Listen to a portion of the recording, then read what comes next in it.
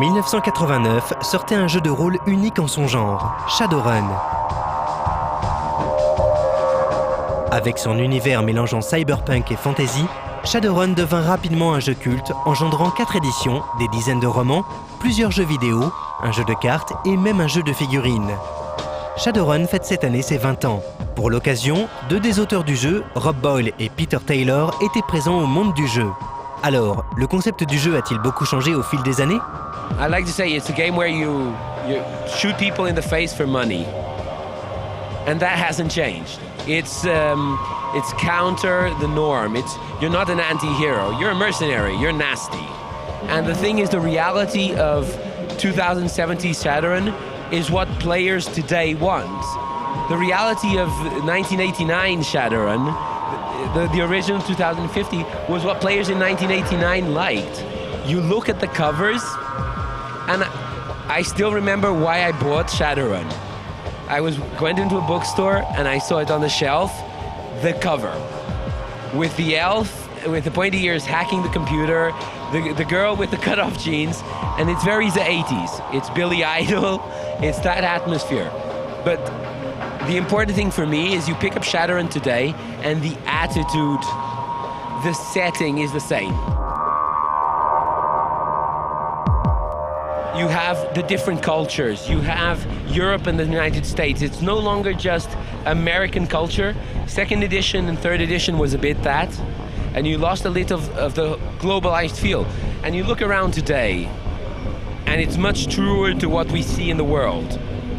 And I think you'll see that in the books that are coming out this year. The feeling is global. The attitude is global. It's no longer just, one country, one culture.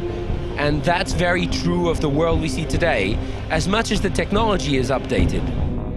I think it's been very interesting. I love that Shadowrun has the activated storyline, the ongoing universe with the plot, and that was one of the funnest things to work on, was always how to keep the plot going, how to work the elements in, and I think we've done a really good job of kind of, over time, expanding it, partly in a way expanding it away from its North American influence at first and kind of the focus on Seattle and kind of enveloping the whole world, making it more of a globe-trotting type game in some aspects. I think also the rules have developed quite a bit over time. Obviously, they've gotten simpler, and the game has gotten a little more accessible to new players with the 4th edition, which is one of our main goals with the 4th edition. So I think it just continues to grow and be a good game, I think, so it's good. Cette mondialisation de Shadowrun a été rendue possible en impliquant davantage les distributeurs locaux. Ainsi, l'éditeur français du jeu, Black Book Edition, a pu proposer des chapitres inédits consacrés à la France dans l'univers de Shadowrun. The plan is to continue to do those kind of chapters. There's also a plan to the European companies, at least, to cooperate more and develop projects that are that play off the European setting as well, not just the American setting. We understand that a lot of Europeans like Seattle because they've played there all along. But books like L'Europe des Ombres, my first work, is really got them into playing Europe and seeing the potential that the European culture has for the setting. And we're going to be playing to that, like Socks. There will be more books as well like that in the future. Shadowrun in the United States and in Europe is still very much cyberpunk. It's got the new technologies, but the ideal is still very much cyberpunk, which means technology is bad in a way. It's dehumanizing. In Japan, it's not seen like that. So it's cool. And just that difference in approach makes for a different setting. But the content will be fully compatible always.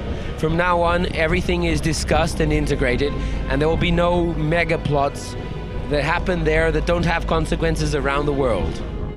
L'une des grandes richesses de l'univers Shadowrun vient également de ses scénarios complexes développés sur plusieurs années. C'est ce que l'on appelle le métaplot. L'un de ces métaplots reposait sur le crossover avec un autre jeu des mêmes auteurs, Hearthstone, qui se déroule quant à lui à plusieurs milliers d'années avant notre ère, durant le mythique Âge des légendes. Un background aussi riche pourrait se révéler un peu intimidant pour les nouveaux joueurs. One of the problems that a lot of people faced with SR3, particularly, was the type of story that was being told as metaplot was very big, was epic. And it doesn't fit with the way many people play the game, which is very street level. So one of the things Rob and then me wanted to address was doing this game in a way that a new player didn't feel like he had to know all the history, all the secrets to play. So we decided consciously to push to the background all the Earth Dawn links, all the huge meta plot for the beginning of SR4, and slowly reintroduce it in a new way so that people who start playing now, because in America and in large parts of the world where the game is being released, almost 50% of the players are new, or have started with Shadowrun 4. They don't know SR1 or SR2. They don't know Harlequin. They don't know Egen. They don't know Dunkelsen because they don't have the reference. So when we introduced that stuff, we wanted to do it in an organic way. Heureusement, les vieux fans n'ont pas été oubliés.